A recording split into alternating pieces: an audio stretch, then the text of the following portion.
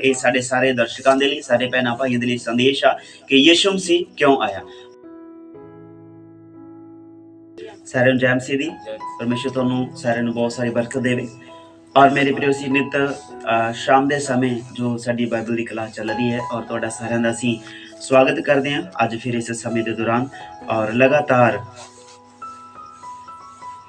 परमेश्वर के वचन सीखण दे लई तुसीं आए होगे और एक कीमती समा जो तुसीं अपने जीवन दे विच लै रहे होगे, ये असीं अपने पैसे अपने धन दौलत दे नाल खरीद सकते नहीं गे मेरे प्रियो। आमीन। और ना ही ये मेरी इच्छा दे नाल हो रहा है और ना ही तुहाडी इच्छा दे नाल हो रहा है। आमीन। क्योंकि कोई भी मनुख बिना परमेश्वर की इच्छा तो उहदी संगत दे विच आ नहीं सकता। और संगत दे विच आउणा तां बहुत वड्डी गल है, पर प्रभु तां कहंदा, परमेश्वर तां कहंदा है कि कोई भी जे मेरी इच्छा ना होवे मेरे नाम नूं सुन नहीं सकदा। इस करके धन हो तुसी जो प्रभु के नाम नूं, परमेश्वर के नाम नूं सुनदे अते उहदी उपस्थिति दे विच हाज़र रहिंदे होगे। हालेलुया। जोर दे बोलिए हालेलुया। और मेरे प्रियो इसे तरह से नित दिन प्रतिदिन कुछ नवीं गल्लां परमेश्वर के वचन दे विचों सीखदे हां, क्योंकि उहदे नाल बैठ के समा बतीत करना बहुत ज़्यादा जरूरी है। किहदे नाल? परमेश्वर दे नाल। और इसलिए मेरे प्रियो असी नित दिन प्रतिदिन जदों प्रभु के वचन दे विचों सीखदे हां कि यीशु ने कहा सी, और पिछले अध्याय के अंदर पिछली क्लास के अंदर असी सीखिया सी, पर उस तो इलावा बहुत सारिया गल्लां आपां ने सीखियां। पर इस तो दौरान और ये साडे सारे दर्शकों के लिए, सारे भैनों भाइयों के लिए संदेश आ कि यीशु मसीह क्यों आया। और ये संदेश तुहाडे ते मेरे लिए एक नवीं उम्मीद, एक नवीं रोशनी साडे जीवन दे विच लैके आउंदा हैगा कि जदों असीं परमेश्वर दे वचन नूं पढ़दे हां तां दिन प्रतिदिन नवां प्रकाश साडे जीवन दे विच परमेश्वर देंदा हैगा। आमीन। और असीं सीख रहे सी कि यीशु ने कहा जिथे मैं हाँ मेरा सेवक भी उत्थे होवे। सो इस करके वो दुखां दे विच है तां सेवक मान लो कहण दा भाव हर एक मनुख दुखां दे विच रह सकदा है, क्योंकि यीशु ने कहा कि मैं तुहाडे दुखां दे विच तुहाडा सांझी बनियागा। यहोवा परमेश्वर भी कहंदा मैं तुहाडे दुखां दे विच तुहाडे अंग संग रहिंदागा। तुहाडी जदों दुखां दे विच हुंदे हो, तंगी दे विच हुंदे हो, तां मैं तुहाडी शुद्ध लैंदा हां। आमीन। वो परमेश्वर साडी शुद्ध लैंदा है, वो सानू संभालदा है। अज दुनिया है मेरे प्रियो जदों परमेश्वर दे वचन दी गल आउंदी है तां अपने कम्मां काजां नूं होर ज़्यादा खिच के लोग करदे नेगे। अर्थात क्यों? क्योंकि वो परमेश्वर दे नाम तो घिण करदे ने। और मैं इस गल नूं हमेशा ही परमेश्वर दे वचन दे विचों सीखिया है कि जिथे प्रभु है उत्थे उहदे लोग हमेशा ही रहिंदे ने। जिथे 2 जां 3 आपां ने सीखिया है उत्थे प्रभु मौजूद है, ते जिथे प्रभु मौजूद है उत्थे 2 जां 3 होने लाजमी चाहिए नेगे। आमीन। तो परमेश्वर तुहाडे ते मेरे विच है और असी परमेश्वर दी ही आत्मा तो प्रेरणा लेके सारियां गल्लां बातां सीख रहे हैं। और जिथे मैं हाँ उत्थे सेवक भी होवेगा, चाहे दुख च है चाहे सुख च है, पर परमेश्वर हमेशा ही साडे नाल रहिंदा है। उहदी भलाई साडे नाल बनी रहिंदी है जदों आपां परमेश्वर दे वचन दे विचों सीखदे हांगे निरंतर। आमीन। और असी जिथे ये टॉपिक नूं क्लोज कीता सी, बंद कीता सी, और उत्थों दोबारा फिर आपां शुरू करदे हां। तुसीं अपनी डायरी दे उत्ते, अपनी नोटबुक दे उत्ते लिख सकदे होगे कि प्रभु यीशु मसीह क्यों आए। आमीन। इसे दे उत्ते आपां मनन कर रहे हैं कि प्रभु यीशु मसीह क्यों आए। हालेलुया। प्रभु यीशु मसीह क्यों आए, एक प्रश्न है जो तुसीं लिख सकते हो। ये साडा टॉपिक भी है और प्रश्न भी है। इसे दे विचों असीं बहुत कुछ सीखण वाले हैं मेरे। आमीन। और पिछले समय दे विच भी तकरीबन 62 क्लासां लगियां और उस दे दौरान भी ये पूरा नहीं गा होया टॉपिक। आमीन। 62 क्लासां दे अंदर भी ये पूरा नहीं गा होया। ये बहुत ज़्यादा प्रकाश है परमेश्वर दा कि यीशु मसीह क्यों आए, क्योंकि उहदा कोई उत्तर ही नहीं गा। आमीन। पहला भी आपां बयान कीता सी कि क्यों दा उत्तर हैगा नहीं, पर क्यों दा उत्तर मिलदा गा वचन नूं पढ़ के। आमीन। जगत दे अंदरों क्यों दा उत्तर कितों तुहानूं मिलूगा नहीं, पर जदों तुसीं परमेश्वर दा पवित्र ग्रंथ, पवित्र बाइबल नूं खोलोगे तां तुहानूं हर एक क्यों दा उत्तर मिलेगा। आमीन। और असीं सीखिया सी कि यीशु मसीह क्यों आया। वो अपने लोगों नूं पापां तो बचाउण दे लई आयागा, उन्हां दी बीमारियों चों बाहर कड्ढण दे लई, ताकि दूसरिਆਂ दे लई साखी होवे। प्रभु आयागा, परमेश्वर आयागा यीशु मसीह दे वसीले कि वो अपने लोगों नूं उन्हां दी बुराइयों तो बचावे और दूसरिਆਂ दे लई साखी होवे। हालेलुया। और यीशु मसीह दे आउण दा कारण विशेष ये भी रहा कि यहोवा साडे संग रहे। आमीन। ਅਸੀਂ ਨਿਰੰਤਰ ਇਹ ਗੱਲਾਂ ਬਾਤਾਂ ਸਿੱਖਦੇ ਹਾਂ। ਔਰ ਜਦੋਂ ਆਪਾਂ ਪਰਮੇਸ਼ਰ ਦੇ ਵਚਨ ਨੂੰ ਵਾਰ-ਵਾਰ ਪੜ੍ਹਦੇ ਹਾਂ ਤਾਂ ਇੱਕ ਵਾਰ ਪੜ੍ਹ ਕੇ ਪ੍ਰਕਾਸ਼ ਅਲੱਗ, ਔਰ ਜਦੋਂ ਦੂਸਰੀ ਵਾਰ ਉਸੇ ਆਇਤ ਨੂੰ ਪੜ੍ਹੋਗੇ ਤਾਂ ਤੁਹਾਨੂੰ ਵੱਖਰਾ ਹੀ ਪ੍ਰਕਾਸ਼ ਪਰਮੇਸ਼ਰ ਦੇ ਵੱਲੋਂ ਮਿਲੂਗਾ, ਜਿਹੜਾ ਤੁਸੀਂ ਨਿਰੰਤਰ ਪਰਮੇਸ਼ਰ ਦੀ ਬਾਣੀ ਦੇ ਵਿੱਚ ਬਣੇ ਰਹਿਣਾ। ਆਮੀਨ। ਔਰ ਅਸੀਂ ਇਸ ਜਗ੍ਹਾ ਤੇ ਸਿੱਖ ਰਹੇ ਹਾਂ ਕਿ ਯਿਸੂ ਮਸੀਹ ਕਿਉਂ ਆਏ। ਆਮੀਨ। ਕੋਈ ਉਹਨਾਂ ਜਿਹੜੀਆਂ ਗੱਲਾਂ ਸਿੱਖੀਆਂ ਨੇ ਉਹਨਾਂ ਤੋਂ ਇਲਾਵਾ ਕੋਈ ਗੱਲਬਾਤ ਅਗਰ ਤੁਹਾਡੇ ਮਾਈਂਡ ਦੇ ਵਿੱਚ ਕੋਈ ਆ ਰਹੀ ਹੋਵੇ ਕਿ ਯਿਸੂ ਮਸੀਹ ਕਿਉਂ ਆਏ, ਤਾਂ ਉਸ ਉੱਤਰ ਨੂੰ ਅਸੀਂ ਲਿਖ ਸਕਦੇ ਹਾਂਗੇ। ਤਾਂ ਤੁਸੀਂ ਬੋਲ ਸਕਦੇ ਹੋ ਜੇਕਰ ਕੋਈ ਵੀ ਜਾਣਦਾ ਹੈਗਾ ਇਹਨਾਂ ਗੱਲਾਂ ਤੋਂ ਇਲਾਵਾ, ਕਿਉਂਕਿ ਬਹੁਤ ਕੁਝ ਸਿੱਖ ਲਿਆ। ਹੁਣ ਇੱਦੋਂ ਅੱਗੇ ਕਿਉਂ ਦਾ ਉੱਤਰ ਕਿਸੇ ਨੂੰ ਵੀ ਆਉਣਾ ਨਹੀਂਗਾ। ਆਮੀਨ। ਪਰ ਜੇ ਤੁਹਾਡੇ ਕੋਲ ਉੱਤਰ ਹੈ ਤਾਂ ਅਸੀਂ ਦੱਸ ਸਕਦੇ ਹਾਂ ਕਿ ਯਿਸੂ ਮਸੀਹ ਕਿਉਂ ਆਏ, ਕੋਈ ਹੋਰ ਨਵੀਂ ਗੱਲ ਸਾਨੂੰ ਸਿੱਖਣ ਨੂੰ ਮਿਲੇਗੀ। ਔਰ ਅੱਜ ਇਸ ਦਾ ਉੱਤਰ ਅਸੀਂ ਨੀਚੇ ਲਿਖ ਲਵਾਂਗੇ। ਉਸ ਤੋਂ ਬਾਅਦ ਮੈਂ ਤੁਹਾਨੂੰ ਇਹਦੀ ਇੱਕ ਛੋਟੀ ਜਿਹੀ ਉਦਾਹਰਨ ਦੇਵਾਂਗਾ। ਉੱਤਰ, ਪ੍ਰਭੂ ਯਿਸੂ ਮਸੀਹ ਜੀ ਇਸ ਲਈ ਆਏ ਕਿ ਜਿੱਥੇ ਮੈਂ ਹੋਵਾਂ ਮੇਰਾ ਸੇਵਕ ਵੀ ਮੇਰੇ ਨਾਲ ਹੋਵੇ।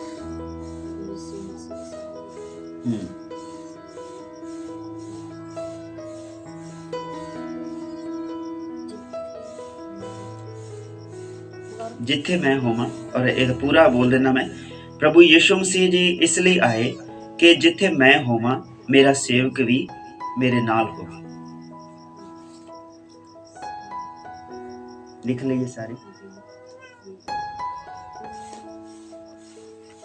आमीन।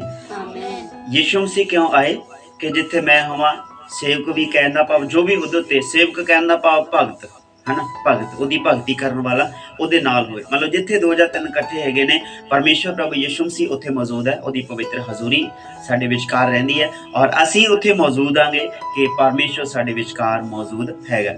ਆਮੀਨ।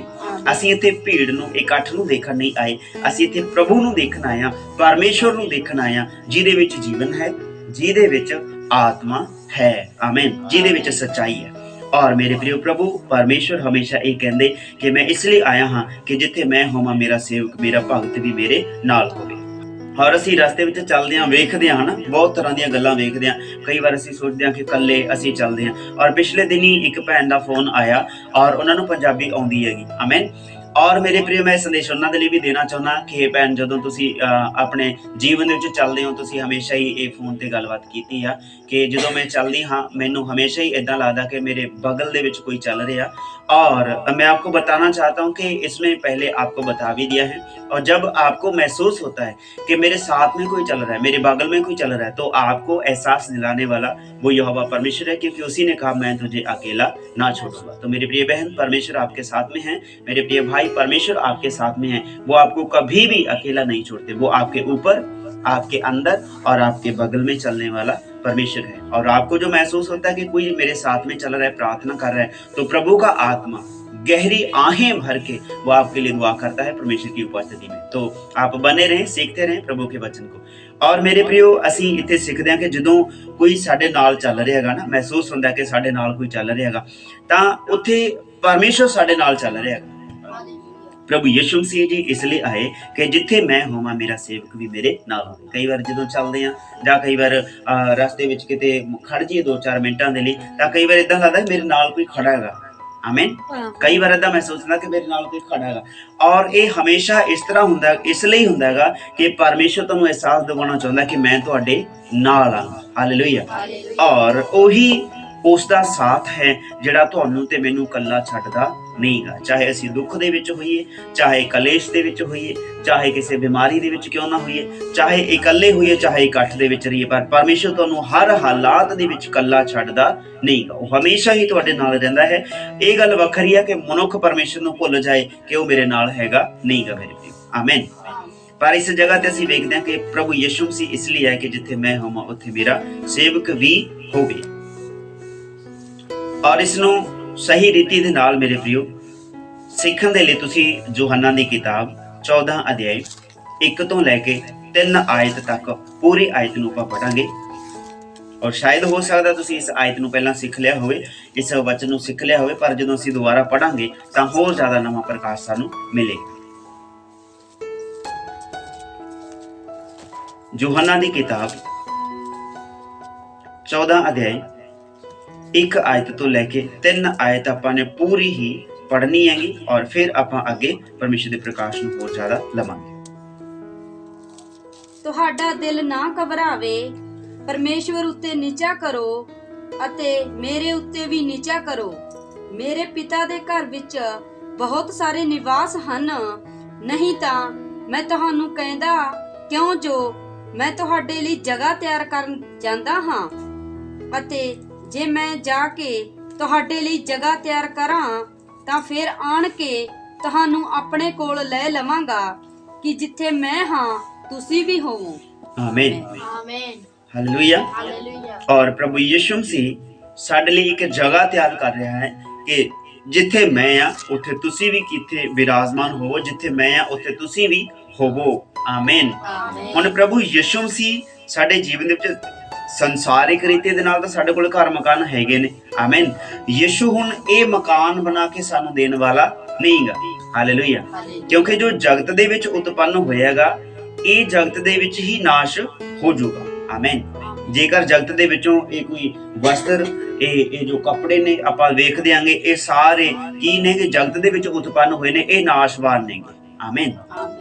ਔਰ ਇਹ ਜਗਤ ਦੇ ਨਾਲ ਹੀ ਕੀ ਹੋ ਜਾਣਗੇ, ਨਾਸ਼ ਹੋ ਜਾਣਗੇ। ਫੋਰ ਐਗਜ਼ਾਮਪਲ ਇੱਕ ਛੋਟੀ ਜਿਹੀ ਉਦਾਹਰਨ ਤੁਹਾਨੂੰ ਦਿੰਦੇ ਆ ਕਿ ਜਦੋਂ ਅਸੀਂ ਕੋਈ ਚੰਗੀ ਕੁਆਲਿਟੀ ਦੀ ਕੋਈ ਚੀਜ਼ ਲੈ ਕੇ ਆਉਂਦੇ ਆ ਨਾ, ਪਾਣੀ ਵਾਲੀਆਂ ਟੈਂਕੀਆਂ ਹਨ, ਕਿਤੇ ਲਿਖਿਆ ਹੁੰਦਾ 21 ਸਾਲ ਦੀ ਗਾਰੰਟੀ, 20 ਸਾਲ ਦੀ ਗਾਰੰਟੀ, ਇੱਕ ਤੇ ਲਿਖਿਆ ਕਿ 40 ਸਾਲ ਦੀ ਗਾਰੰਟੀ, ਔਰ ਉਹਦੀਆਂ 3-3 ਲੇਅਰਾਂ ਕਰਕੇ ਬਣਾਈਆਂ ਹੋਈਆਂ ਨੇ। ਕਹਿੰਦੇ ਵੀ ਇਹਦੀ ਗਾਰੰਟੀ ਆ 40 ਸਾਲ ਦੀ, ਸਾਡੀ ਗਾਰੰਟੀ ਹੈ, ਜੇ ਟੁੱਟ ਗਈ ਕਹਿੰਦੇ ਸਾਡੇ ਕੋਲੇ ਡਿੱਗ ਜਾਓ। ਵੀ 40 ਸਾਲ ਦਾ ਯਾਰ ਬੰਦੇ ਦੀ ਉਮਰ ਦਾ ਗਾਰੰਟੀ ਨਹੀਂ ਹੈਗੀ ਹੁਣ ਕਿ ਬੰਦਾ ਜਾਊਗਾ ਕਿ ਨਹੀਂ ਜਾਊਗਾ ਨਾ, ਪਲ ਦਾ ਨਹੀਂ ਪਤਾ।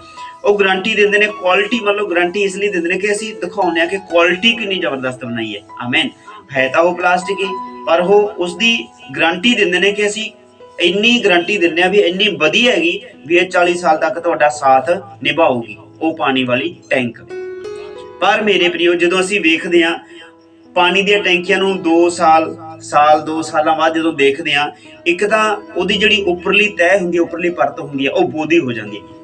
40 ਸਾਲ ਦੀ ਗਾਰੰਟੀ ਵਾਲੀ ਟੈਂਕੀ ਉੱਤੋਂ ਬੋਦੀ ਹੋ ਜਾਂਦੀ ਹੈ, ਢੱਕਣ ਟੁੱਟ ਜਾਂਦੇ ਨੇਗੇ, ਤੇ ਬਾਹਰਲੀ ਜਿਹੜੀ ਪਰਤ ਆ ਉਹਦੇ ਉੱਤੇ ਉੱਪਰ ਉਂਗਲ ਮਾਰੀਏ ਤਾਂ ਏਦਾਂ ਉੱਪਰੋਂ ਲੈ ਜਾਊਗਾ ਜਿਵੇਂ ਕੋਈ ਮੰਨ ਲਓ ਕਹਿ ਲਈਏ ਜਿਵੇਂ ਰੇਤਾ ਪਿਆ ਹੁੰਦਾ ਹੈਗਾ, ਬਰੂਦ ਜਿਹਾ ਨਿਕਲਦਾ ਹੈਗਾ ਹਨਾ, ਖੁਰ ਜਾਂਦੀ ਹੈ, ਖਰ ਜਾਂਦੀ ਹੈ, ਉਹ ਖਰਾਬ ਹੋ ਜਾਂਦੀ ਹੈਗੀ, ਉਹਦੀ ਉੱਪਰਲੀ ਪਰਤ ਘਸਣ ਲੱਗ ਜਾਂਦੀ ਹੈ। ਸੋ ਕਹਿਣ ਦਾ ਭਾਵ ਜੇਕਰ 40 ਸਾਲ ਦੀ ਗਾਰੰਟੀ ਦੇਣ ਵਾਲੀ ਚੀਜ਼ ਕੰਪਨੀ ਦੀ ਹਨਾ, ਕੁਆਲਿਟੀ ਪੂਰੀ ਜ਼ਬਰਦਸਤ ਬਣਾਈ ਆ, ਪੂਰਾ ਮਟੀਰੀਅਲ ਅੱਛਾ ਲਾਇਆਗਾ, ਪੂਰੀ ਵਧੀਆ ਬਣਾਈ ਹੈ, ਔਰ ਮੇਰੇ ਪ੍ਰਿਓ ਉਹ ਵੀ ਸਿਰਫ 2 ਸਾਲਾਂ ਤੋਂ ਪਹਿਲਾਂ ਖਰਾਬ ਹੋ ਜਾਂਦੀ ਹੈ। ਤੇ ਮੇਰੇ ਪ੍ਰਿਓ ਇਹ ਜਗਤ ਦੇ ਵਿੱਚ ਜਿਹੜੀ ਚੀਜ਼ ਉਤਪੰਨ ਹੋਈ ਹੈ, ਚਾਹੇ 100 ਸਾਲ ਦੀ ਗਾਰੰਟੀ ਕਿਉਂ ਨਾ ਦੇਵੇ, ਸੀਮੈਂਟ ਹੈਗਾ, ਸੀਮੈਂਟ ਦੀ ਔਰ ਇਹਦੀ ਕੁਆਲਿਟੀ ਜਿਹੜੀ ਗਾਰੰਟੀ ਹੈ ਕੰਪਨੀ ਦਿੰਦੀ ਹੈ ਵੀ 100 ਸਾਲ ਦੀ ਗਾਰੰਟੀ ਹੈਗੀ ਹਨਾ। 100 ਸਾਲ ਕਿੱਥੇ, ਇੱਥੇ ਤਾਂ ਸਾਲ 2 ਸਾਲਾਂ ਅਸੀਂ ਮਾੜਾ ਜਿਹਾ ਪਾਣੀ ਲੱਗਦਾ ਜਾਵੇ ਸਾਰਾ ਸੋਰਾ ਭਰ ਜਾਂਦਾਗਾ, ਉਤਰ ਜਾਂਦਾਗਾ ਸਾਰਾ ਹਨਾ, ਔਰ ਸਾਰਾ ਰੇਤਾ ਬਣ ਕੇ ਲੈ ਜਾਂਦਾਗਾ। ਸੋ ਕਹਿਣ ਦਾ ਭਾਵ ਜੋ ਜਗਤ ਦੇ ਵਿੱਚੋਂ ਉਤਪੰਨ ਹੋਇਆ ਜਗਤ ਦੇ ਨਾਲ ਹੀ ਨਾਸ਼ ਹੋ ਜਾਵੇਗਾ। ਆਮੀਨ। ਜਗਤ ਦੀਆਂ ਚੀਜ਼ਾਂ ਜਗਤ ਦੇ ਵਿੱਚੋਂ ਨਿਕਲੀਆਂ ਨੇ ਔਰ ਜਗਤ ਦੇ ਵਿੱਚ ਹੀ ਇਹਦਾ ਨਾਸ਼ ਹੋ ਜਾਵੇਗਾ, ਖਤਮ ਹੋ ਜਾਣਗੀਆਂ। ਪਰ ਜਦੋਂ ਅਸੀਂ ਵੇਖਦੇ ਹਾਂ ਪ੍ਰਭੂ ਯਿਸੂ ਮਸੀਹ ਸਾਡੇ ਵਾਸਤੇ ਆਹ ਜਗਤ ਦਾ ਘਰ ਬਣਾਉਣ ਨਹੀਂ ਆਏ। ਉਹ ਇਹ ਨਹੀਂ ਕਹਿੰਦਾ ਕਿ ਤੁਸੀਂ ਇੱਥੇ ਰਹਿਣਾਗਾ, ਪਰ ਇੱਥੇ ਰਹਿਣ ਵਾਸਤੇ ਪਰਮੇਸ਼ਰ ਨੇ ਤੁਹਾਨੂੰ ਆਸ਼ੀਸ਼ ਦਿੱਤੀ ਹੈ, ਤੁਹਾਨੂੰ ਵਧਣ ਫੁੱਲਣ ਦੇ ਲਈ ਆਸ਼ੀਸ਼ ਦਿੱਤੀ ਹੈ, ਤੁਹਾਨੂੰ ਆਨੰਦ ਲੈਣ ਦੇ ਲਈ ਆਸ਼ੀਸ਼ ਦਿੱਤੀ ਹੈ, ਜ਼ਿੰਦਗੀ ਦਿੱਤੀ ਹੈ। ਔਰ ਪਰਮੇਸ਼ਰ ਦਾ ਵਚਨ ਜੋ ਹਵਾ ਪਰਮੇਸ਼ਰ ਦਾ ਇਹ ਕਹਿੰਦਾ ਹੈ ਕਿ ਇਹ ਜਵਾਨ ਆਪਣੀ ਜਵਾਨੀ ਦੇ ਦਿਨਾਂ ਵਿੱਚ ਐਸ਼ ਕਰ, ਆਨੰਦ ਮਾਣ, ਮੌਜ ਮਾਣ, ਖਾ ਪੀ, ਜੋ ਤੇਰੀਆਂ ਅੱਖਾਂ ਨੂੰ ਚੰਗਾ ਲੱਗਦਾ ਲੈ ਆ, ਜੋ ਤੇਰੇ ਮਨ ਨੂੰ ਚੰਗਾ ਲੱਗੇ ਖਾ। ਆਮੀਨ। ਪਰ ਫਿਰ ਪਰਮੇਸ਼ਰ ਕਹਿੰਦਾ ਪਰ ਇੱਕ ਗੱਲ ਦੀ ਗੌਰ ਰੱਖੀ ਜਵਾਨਾ, ਇੱਕ ਗੱਲ ਦੀ ਗੌਰ ਰੱਖੀ, ਜਿੰਨਾ ਕੁਛ ਤੂੰ ਖਾਵੇਂਗਾ ਪੀਵੇਂਗਾ, ਜਿੰਨਾ ਕੁਛ ਤੂੰ ਕਰੇਗਾ, ਇੱਕ ਗੱਲ ਦਾ ਤੈਨੂੰ ਹਿਸਾਬ ਦੇਣਾ ਪੈਣਾ। ਆਮੀਨ। ਤੇ ਹੁਣ ਜਦੋਂ ਹਿਸਾਬ ਦੇਣਾ, ਜਿਹੜੀਆਂ ਜਗਤ ਦੀਆਂ ਗੱਲਾਂ ਨੇ ਇਹ ਤਾਂ ਮੇਰੇ ਪ੍ਰਿਯੋ ਸਾਰਾ ਇੱਥੇ ਰਹਿ ਜਾਣਾਗਾ, ਫਿਰ ਹਿਸਾਬ ਕਿਹੜੀਆਂ ਚੀਜ਼ਾਂ ਦਾ ਹੈਗਾ। ਹਾਲੇਲੂਇਆ। ਪਰ ਪਰਮੇਸ਼ਰ ਦੇ ਵਚਨ ਦੇ ਵਿੱਚੋਂ ਅਸੀਂ ਸਿੱਖਦੇ ਹਾਂ ਕਿ ਜਿਹੜਾ ਜਗਤ ਦਾ ਸਾਨੂੰ ਜਗਤ ਦੇ ਵਿੱਚ ਹਿਸਾਬ ਦੇਣਾ ਪਵੇਗਾ, ਪਰ ਜੋ ਅਸਮਾਨੀ ਹੈ, ਕਹਿਣ ਦਾ ਭਾਵ ਰੂਹਾਨੀ ਹੈ, ਸਾਡਾ ਸੁਭਾਅ ਉਹ ਸਾਡੇ ਨਾਲ ਜਾਊਗਾ। ਜਿਹੜਾ ਆਤਮਿਕ ਕੰਮ ਨੇਗੇ, ਆਤਮਿਕ ਕੰਮ ਕਿਹੜੇ, ਭਗਤੀ ਕਰਨਾ। ਹਾਲੇਲੂਇਆ। ਭਗਤੀ ਕਰਨਾ ਸਾਡੇ ਨਾਲ ਜਾਊਗਾ ਔਰ ਭਗਤੀ ਕਰਨਾ ਹੀ ਅਸੀਂ ਨੇ ਸਿੱਖਦੇ ਰਹਿਣਾਗਾ, ਨਿਰੰਤਰ ਸਿੱਖਦੇ ਰਹਿਣਾਗਾ। ਸਿੱਖਦੇ ਕਿ ਮੰਨ ਲਓ ਅੱਛੀ ਤਰ੍ਹਾਂ ਉਹਦੇ ਵਿੱਚ ਇੰਨਾ ਕੁ ਘੁਲ ਜਾਈਏ ਕਿ ਭਗਤੀ ਤੋਂ ਬਿਨਾਂ ਤੁਹਾਡਾ ਜੀਵਨ ਹੋਵੇ ਨਾ ਤਾਂ ਤੁਹਾਡਾ ਖਾਣਾ ਭਗਤੀ ਤੋਂ ਬਿਨਾਂ ਹੋਵੇ, ਨਾ ਤੁਹਾਡਾ ਪੀਣਾ ਭਗਤੀ ਤੋਂ ਬਿਨਾਂ ਹੋਵੇ, ਨਾ ਤੁਹਾਡਾ ਉੱਠਣਾ ਬੈਠਣਾ ਭਗਤੀ ਤੋਂ ਬਿਨਾਂ ਹੋਵੇ, ਮੰਨ ਲਓ ਕਹਿਣ ਦਾ ਭਾਵ ਇਹ, ਜਦੋਂ ਤੁਸੀਂ ਪਾਣੀ ਦਾ ਗਿਲਾਸ ਤੱਕ ਪੀਂਦੇ ਹੋ ਤਾਂ ਉਹਦੇ ਲਈ ਵੀ ਪਰਮੇਸ਼ਰ ਦਾ ਧੰਨਵਾਦ ਕਰਕੇ, ਸ਼ੁਕਰਾਨਾ ਕਰਕੇ ਪੀਓ ਕਿ ਰੱਬਾ ਆ ਪਾਣੀ ਦੀਆਂ ਘੁੱਟਾਂ ਜਿਹੜੀਆਂ ਤੂੰ ਮੈਨੂੰ ਪਿਆ ਰਿਹਾਂਗਾ। ਬੜੇ ਲੋਕ ਨੇ ਜਿਹੜੇ ਤੁਪਕਿਆਂ ਨਾਲ ਪਾਣੀ ਪੀਂਦੇ ਨੇ, ਪਾਣੀ ਨਹੀਂ ਅੰਦਰ ਲੰਘਦਾ, ਪਰ ਤੁਸੀਂ ਤੇ ਮੈਂ ਜਦੋਂ ਚੁੱਕਦੇ ਹਾਂ ਗਲਾਸ ਪੀਂਦੇ ਹਾਂ ਤਾਂ ਪਰਮੇਸ਼ਰ ਦਾ ਧੰਨਵਾਦ ਕਰੀਏ, ਕਿਉਂਕਿ ਪਰਮੇਸ਼ਰ ਨੇ ਸਾਨੂੰ ਰੱਖਿਆ ਹੈ ਚੰਗੇ ਭਲੇ ਬਣਾ ਕੇ। ਸੋ ਕਹਿਣ ਦਾ ਭਾਵ ਹੈ ਸੰਸਾਰਿਕ ਗੱਲਾਂ ਸੰਸਾਰ ਦੇ ਵਿੱਚ ਹੀ ਖਤਮ ਹੋ ਜਾਣੀਆਂ ਨੇ। ਜੇਕਰ ਸਰੀਰ ਵੀ ਉਤਪੰਨ ਹੋਏਗਾ ਤਾਂ ਤੁਸੀਂ ਵੇਖ ਕੇ ਵੇਖੋ, ਕੋਈ ਵੀ ਅਜਿਹਾ ਪੈਗੰਬਰ, ਕੋਈ ਰੱਬ ਦਾ ਸੇਵਕ, ਕੋਈ ਦਾਸ, ਕੋਈ ਸਾਧੂ, ਫਕੀਰ, ਕੁਝ ਵੀ ਦੇਖ ਲਓ ਜਗਤ ਦੇ ਵਿੱਚ, ਜੇਕਰ ਅੱਜ ਤੱਕ ਜਗਤ ਦੇ ਵਿੱਚ ਹੈਗਾ ਗਾ, ਨਹੀਂ ਹੈਗਾ ਨਾ। ਆਮੀਨ।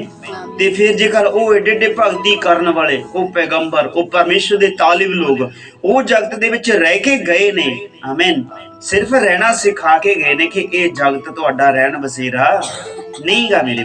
ਹਾਲੇਲੂਇਆ। ਇਹ ਜਗਤ ਦੇ ਵਿੱਚ ਅਸੀਂ ਹਮੇਸ਼ਾ ਰਹਿਣਾ ਨਹੀਂਗਾ। ਅੱਜ ਇੱਥੇ ਹੈਗੇ ਆ, ਭਲਕੇ ਕੀ ਪਤਾ ਬਈ ਸੂਰਜ ਵੇਖੀਏ ਜਾਂ ਨਾ ਵੇਖੀਏ। ਆਮੀਨ। ਔਰ ਇਸ ਲਈ ਪਰਮੇਸ਼ਰ ਪ੍ਰਭੂ ਯਿਸੂ ਮਸੀਹ ਕਹਿੰਦਾ ਜਿੱਥੇ ਮੈਂ ਆ ਉੱਥੇ ਤੁਸੀਂ ਵੀ ਹੋਵੋ। ਉਹ ਇਸ ਜਗਤ ਦੇ ਵਿੱਚ ਰਹਿ ਕੇ ਗਿਆ, ਉਹਨਾਂ ਕੁ ਜੀਵਨ ਸਾਨੂੰ ਦਿੱਤਾ ਹੈਗਾ ਰੱਬ ਨੇ। ਆਮੀਨ। ਕਿ ਜਿੰਨਾ ਜੀਵਨ ਸਾਨੂੰ ਦਿੱਤਾ ਹੈਗਾ ਆਪਣੇ ਪਰਿਵਾਰ ਦੇ ਨਾਲ, ਆਪਣੇ ਭੈਣਾਂ ਭਾਈਆਂ ਦੇ ਨਾਲ, ਆਪਣੇ ਕੰਮ ਕਾਜ ਕਰਨ ਦੇ ਤਰੀਕੇ ਨੂੰ ਸਿਰਫ ਰੱਬ ਨੂੰ ਭਾਵੇ ਉਦਾਂ ਦਾ ਕੰਮ ਅਸੀਂ ਕਰਕੇ ਇਸ ਜਗਤ ਦੇ ਵਿੱਚ ਜਾਣਾ ਹੈਗਾ। ਅਰਥਾਤ ਜਗਤ ਦੀਆਂ ਗੱਲਾਂ ਤਾਂ ਜਗਤ ਕਰਨ ਲਈ ਹੈਗਾ ਹੀ ਹੈਗਾ, ਪਰ ਜਗਤ ਦੀਆਂ ਗੱਲਾਂ ਕਰਦੇ ਕਰਦੇ ਪਰ ਰੱਬ ਦੀ ਭਗਤੀ ਕਰਨ ਵਾਲਾ ਕੋਈ ਇੱਥੇ ਟਿਕਾਣੇ ਤੇ ਹੈਗਾ ਨਹੀਂਗਾ। ਇਸ ਲਈ ਮੇਰੇ ਪ੍ਰਿਓ, ਪਰਮੇਸ਼ਰ ਨੇ ਭਗਤੀ ਬੰਦਗੀ ਕਰਨ ਦੇ ਲਈ ਹੀ ਸਾਨੂੰ ਚੁਣਿਆ ਹੈ ਔਰ ਇੱਕ ਦੂਜੇ ਦੀ ਸਲਾਮਤੀ ਮੰਗਣ ਦੇ ਲਈ ਹੀ ਸਾਨੂੰ ਚੁਣਿਆ ਹੈ। ਤਾਂ ਸਲਾਮਤੀ ਮੰਗਦੇ ਰਹੀਏ। ਔਰ ਰੱਬ ਦਾ ਵਚਨ ਤਾਂ ਇਹ ਦੱਸਦਾ ਹੈਗਾ ਮੇਰੇ ਪ੍ਰਿਓ ਕਿ ਮੈਂ ਤੈਨੂੰ ਆਸ਼ੀਸ਼ ਦੇਣ ਦੇ ਲਈ ਠਹਿਰਾਇਆਗਾ ਤੇ ਆਸ਼ੀਸ਼ ਹੀ ਦਿੰਦਾ ਰਹੋ। ਆਮੀਨ। ਔਰ ਮੇਰੇ ਪ੍ਰਿਓ, ਜੇਕਰ ਅਸੀਂ ਪਰਮੇਸ਼ਰ ਦੀ ਭਜਨ ਬੰਦਗੀ ਕਰਦੇ ਹਾਂ, ਜਿਸ ਤਰ੍ਹਾਂ ਪਰਮੇਸ਼ਰ ਦਾ ਦਾਸ ਪਿਛਲੇ ਦਿਨੀ ਆਪਾਂ ਸਿੱਖਿਆਗਾ ਔਰ ਕਹਿ ਰਿਹਾਗਾ, ਸੁਲੇਮਾਨ ਕਹਿੰਦਾ ਵਿਅਰਥਾਂ ਦਾ ਵਿਅਰਥ। ਆਮੀਨ। ਔਰ ਕਹਿੰਦਾ ਸਭ ਕੁਝ ਵਿਅਰਥ ਹੈ, ਬਲਕਿ ਵਿਅਰਥਾਂ ਦਾ ਵਿਅਰਥ। ਮਤਲਬ ਇੱਕ ਤਾਂ ਹੁੰਦਾ ਵਿਅਰਥ, ਹਨਾ, ਜੋ ਕਿਸੇ ਕੰਮ ਨਹੀਂ ਆਉਂਦਾ, ਪਰ ਉਹ ਤਾਂ ਕਿਸੇ ਕੰਮ ਨਾ ਆਉਣ ਵਾਲੀ ਚੀਜ਼ ਤੋਂ ਵੀ ਬਹੁਤ ਵਿਅਰਥ ਹੈਗਾ, ਜਿਹੜਾ ਜਮੀ ਕਿਸੇ ਲਾਇਕ ਹੀ ਹੈਗਾ ਨਹੀਂ। ਮਤਲਬ ਇਹ ਜੀਵਨ ਵੀ ਇੰਨਾ ਵਿਅਰਥ ਹੈਗਾ ਮੇਰੇ। ਆਮੀਨ। ਪਰ ਇਸ ਨੂੰ ਅਰਥ ਵਾਲਾ ਬਣਾਉਣ ਵਾਸਤੇ, ਇਸ ਨੂੰ ਚੰਗਾ ਬਣਾਉਣ ਵਾਸਤੇ ਸਾਨੂੰ ਭਜਨ ਬੰਦਗੀ ਕਰਨੀ ਹੀ ਪੈਣੀ ਹੈ। ਸੋ ਇਸ ਕਰਕੇ ਜੇਕਰ ਸਾਡਾ ਜੀਵਨ ਨਾਸ਼ਵਾਨ ਹੈ ਤਾਂ ਅਸੀਂ ਕੀ ਕਰੀਏ ਮੇਰੇ ਪਿਓ? ਤਾਂ ਇਹਨਾਂ ਸਾਰੀਆਂ ਗੱਲਾਂ ਚੋਂ ਕੱਢਣ ਦੇ ਲਈ ਯਿਸੂ ਮਸੀਹ ਆਇਆ। ਆਪਾਂ ਸਿੱਖ ਰਹੇ ਕਿ ਯਿਸੂ ਮਸੀਹ ਕਿਉਂ ਆਇਆ। ਪਰ ਯਿਸੂ ਮਸੀਹ ਆਇਆ ਹੈ ਕਿ ਤੁਸੀਂ ਮੇਰੇ ਨਾਲ ਰਹੋ। ਯਿਸੂ ਮਸੀਹ, ਉਹ ਪਰਮੇਸ਼ਰ, ਉਹਦੇ ਤਾਲਿਬ, ਉਹਦੇ ਖਾਦਮ ਲੋਕ ਇਸ ਧਰਤੀ ਦੇ ਉੱਤੇ ਰਹਿ ਕੇ ਗਏ ਔਰ ਰਹਿ ਕੇ ਜਿਉਣਾ ਸਿਖਾ ਕੇ ਗਏ ਨੇ ਕਿ ਕਿੱਦਾਂ ਤੁਸੀਂ ਜੀਵਨ ਬਤੀਤ ਕਰਨਾ ਹੈ। ਆਮੀਨ। ਕਿੰਨੇ ਸੇਵਕਾਂ ਨੂੰ ਮਾਰਿਆ ਗਿਆ, ਕਿੰਨੇ ਸੇਵਕਾਂ ਨੂੰ ਦੁਖੀ ਕੀਤਾ ਗਿਆ ਔਰ ਘਾਇਲ ਕੀਤਾ ਗਿਆ, ਜਾਨੋਂ ਮਾਰ ਦਿੱਤਾ ਗਿਆ ਔਰ ਬੰਦ ਉਹਨਾਂ ਦੇ ਕੱਟੇ ਗਏ। ਆਮੀਨ। ਮਨਸੂਰ ਮੀਆਂ ਦੇ ਬੰਦ ਕੱਟੇ ਗਏ। ਔਰ ਮੇਰੇ ਪ੍ਰਿਓ, ਜੋ ਥੋਮਸ ਸੀ ਉਸ ਨੂੰ ਵੀ ਭਗਤੀ ਕਰਦੇ ਕਰਦੇ ਨੂੰ ਪਿੱਛੋਂ ਦੀ ਕਿਸੇ ਬੰਦੇ ਨੇ, ਮਨੁੱਖ ਨੇ ਉਹਦੇ ਵਰਛਾ ਮਾਰਿਆ ਪਿੱਛੋਂ ਦੀ ਆ ਕੇ ਔਰ ਉਹਦੀ ਜਾਨ ਉੱਥੇ ਹੀ ਨਿਕਲ ਗਈ ਮੇਰੇ ਪ੍ਰਿਓ। ਆਮੀਨ। ਪਰ ਜਦੋਂ ਇਹਨਾਂ ਗੱਲਾਂ ਦੇ ਵਿੱਚ ਦੇਖਦੇ ਹਾਂ, ਜੇਕਰ ਭਗਤੀ ਕਰਨ ਦੇ ਨਾਲ ਸਾਡੀ ਸਰੀਰ ਦਾ ਨਾਸ਼ ਹੁੰਦਾ ਤਾਂ ਹੋ ਜਾਣ ਦਿਓ। ਭਗਤੀ ਕਰਨ ਦੇ ਨਾਲ ਜੇਕਰ ਇਹ ਸੰਸਾਰਿਕ ਸਾਡਾ ਜਿਸਮ ਇਹ ਖਤਮ ਹੁੰਦਾ ਤਾਂ ਹੋ ਜਾਣ ਦਿਓ, ਬਹੁਤ ਚੰਗਾ ਹੈਗਾ। ਪਰ ਜੇਕਰ ਭਗਤੀ ਨਾ ਕਰਕੇ ਸਰੀਰ ਰਹਿੰਦਾ ਹੈਗਾ ਤੇ ਹਮੇਸ਼ਾ ਦੀ ਅੱਗ ਦੇ ਵਿੱਚ ਤੜਫਾਂਗੇ ਤੇ ਉਹਦਾ ਕੋਈ ਫਾਇਦਾ ਸਾਨੂੰ ਹੈਗਾ ਨਹੀਂਗਾ ਮੇਰੇ। ਕਿਉਂਕਿ ਆਹ ਜਗਤ ਜੋ ਹੈ, ਇਹ ਜਗਤ ਜਿਹੜਾ ਬਾਹਰੀ ਦਿਖਾਵਾ ਹੈਗਾ ਕਿ ਮੈਂ ਤੈਨੂੰ ਆਹ ਕਰ ਦੂੰਗਾ, ਮੈਂ ਤੈਨੂੰ ਮਾਰ ਦੂੰਗਾ, ਮੈਂ ਤੈਨੂੰ ਇਹ ਕਰ ਦੂੰ, ਮੈਂ ਤੈਨੂੰ ਉਹ ਕਰ ਦੂੰ, ਉਹ ਗੱਲਾਂ ਜਿਹੜੀਆਂ ਹੈਗੀਆਂ ਨੇ ਸੰਸਾਰ ਦੀਆਂ ਨਹੀਂਆਂ। ਇਹ ਸੰਸਾਰ ਦੀਆਂ ਗੱਲਾਂ ਜੇਕਰ ਉਹ ਅੱਜ ਸਾਨੂੰ ਮਾਰਦਾ ਹੈਗਾ ਤੇ ਕੱਲ ਨੂੰ ਉਹਨੂੰ ਵੀ ਤਾਂ ਮਾਰਨ ਵਾਲਾ ਕੋਈ ਬੈਠਾ ਹੈਗਾ। ਪਰਮੇਸ਼ਰ ਦਾ ਨਿਆਂ ਬਹੁਤੀ ਦੂਰ ਨਹੀਂਗਾ। ਆਮੀਨ। ਔਰ ਮੇਰੇ ਪ੍ਰਿਓ, ਜੇਕਰ ਸਾਡੀ ਇਹ ਦੇਹੀ ਨੂੰ ਖਤਮ ਕਰਨ ਵਾਲਾ ਕੋਈ ਜਗਤ ਦੇ ਵਿੱਚ ਬੈਠਾ ਹੈਗਾ ਤਾਂ ਫਿਰ ਜਿਹੜਾ ਸਾਡੀ ਦੇਹੀ ਨੂੰ ਖਤਮ ਕਰਨ ਦੀਆਂ ਧਮਕੀਆਂ ਦਿੰਦਾ ਹੈਗਾ ਕਿ ਤੁਸੀਂ ਪ੍ਰਾਰਥਨਾ ਬੰਦ ਕਰ ਦਿਓ, ਨਹੀਂ ਤਾਂ ਮੈਂ ਤੁਹਾਨੂੰ ਮਾਰ ਦੂੰਗਾ। ਪਰ ਮੇਰੇ ਪ੍ਰਿਓ, ਇਹ ਜਗਤ ਦੇ ਵਿੱਚੋਂ ਜਦੋਂ ਸਾਡਾ ਸਰੀਰ ਨਾਸ਼ ਹੋ ਜਾਊਗਾ, ਕੀ ਉਹਦਾ ਸਰੀਰ ਟਿਕਿਆ ਰਹੂਗਾ? ਨਿਆਂ ਤਾਂ ਉਹਦਾ ਵੀ ਹੋਣਾ ਹੈਗਾ। ਔਰ ਇਸ ਲਈ ਮੇਰੇ ਪ੍ਰਿਓ, ਇਹ ਜਗਤ ਟਿਕਾਣਾ ਸਦਾ ਦਾ ਹੈਗਾ ਨਹੀਂਗਾ। ਇੱਕ ਵਾਰ ਫਿਰ ਤੋਂ ਅਸੀਂ ਉਸੇ ਆਇਤ ਨੂੰ ਪੜਾਂਗੇ ਕਿ ਟਿਕਾਣਾ ਸਾਡਾ ਨਹੀਂ ਹੈਗਾ। ਹਾਂ। ਅਤੇ ਜੇ ਮੈਂ ਜਾ ਕੇ ਤੁਹਾਡੇ ਲਈ ਜਗ੍ਹਾ ਤਿਆਰ ਕਰਾਂ ਤਾਂ ਫਿਰ ਆਣ ਕੇ ਤੁਹਾਨੂੰ ਆਪਣੇ ਕੋਲ ਲੈ ਲਵਾਂਗਾ ਕਿ ਜਿੱਥੇ ਮੈਂ ਹਾਂ ਤੁਸੀਂ ਵੀ ਹੋਵੋ। ਆਮੀਨ। ਹਾਲੇਲੂਇਆ। ਅੱਜ ਜਗਤ ਦੇ ਵਿੱਚ ਅਸੀਂ ਵੇਖਦੇ ਹਾਂ ਕਿ ਅੱਜ ਦੇਖੋ ਯਿਸੂ ਦੇ ਵਚਨ ਨੂੰ ਆਪਾਂ ਪੜ੍ਹਿਆ ਕਿ ਮੈਂ ਜਾਂਦਾ ਹਾਂ ਪਰ ਤੁਹਾਡੇ ਲਈ ਜਗ੍ਹਾ ਤਿਆਰ ਕਰਦਾ ਹਾਂ। ਜਦੋਂ ਮੈਂ ਜਗ੍ਹਾ ਤਿਆਰ ਕਰ ਲਈ ਤੇ ਮੈਂ ਤੁਹਾਨੂੰ ਆਪਣੇ ਕੋਲ ਬੁਲਾਵਾਂਗਾ, ਜਿੱਥੇ ਮੈਂ ਹਾਂ ਤੁਸੀਂ ਵੀ ਮੇਰੇ ਕੋਲ ਰਹੋ। ਆਮੀਨ। ਅੱਜ ਜਗਤ ਦੇ ਵਿੱਚ ਅਸੀਂ ਵੇਖਦੇ ਹਾਂ ਮੇਰੇ ਵੀਰੋ, ਇਸ ਆਇਤ ਨੂੰ ਤੁਸੀਂ ਲਿਖ ਸਕਦੇ ਹੋ ਬੇਟਾ ਸਾਰੇ ਜਣੇ, ਇਸ ਆਇਤ ਨੂੰ ਲਿਖ ਸਕਦੇ ਆਪਾਂ ਸਾਰੇ ਜਣੇ ਕਿ ਹਾਂ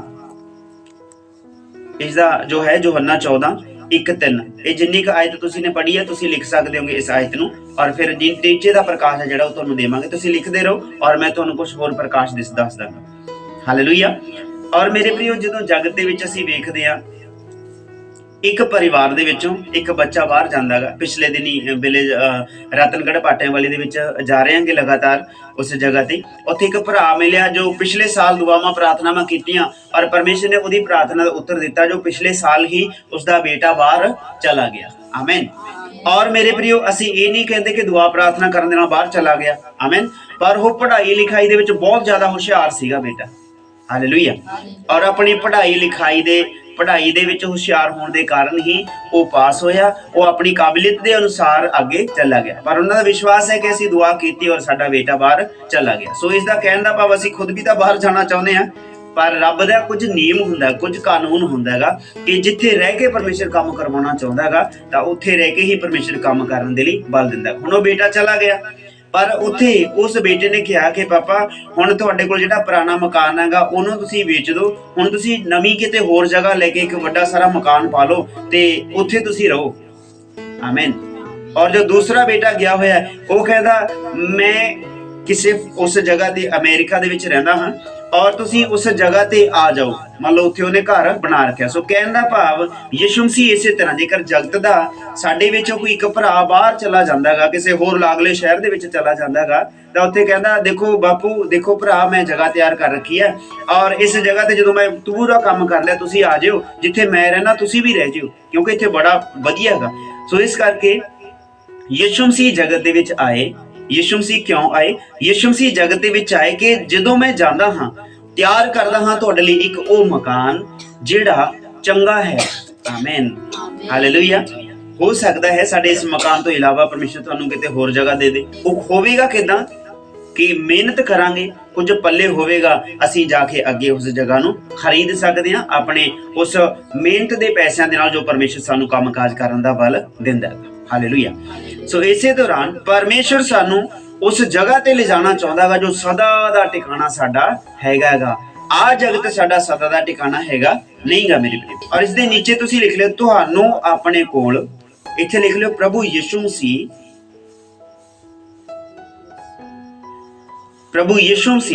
ਤੁਹਾਨੂੰ ਆਪਣੇ ਕੋਲ ਲਿਜਾਣ ਦੇ ਲਈ ਆਇਆ ਹੈ।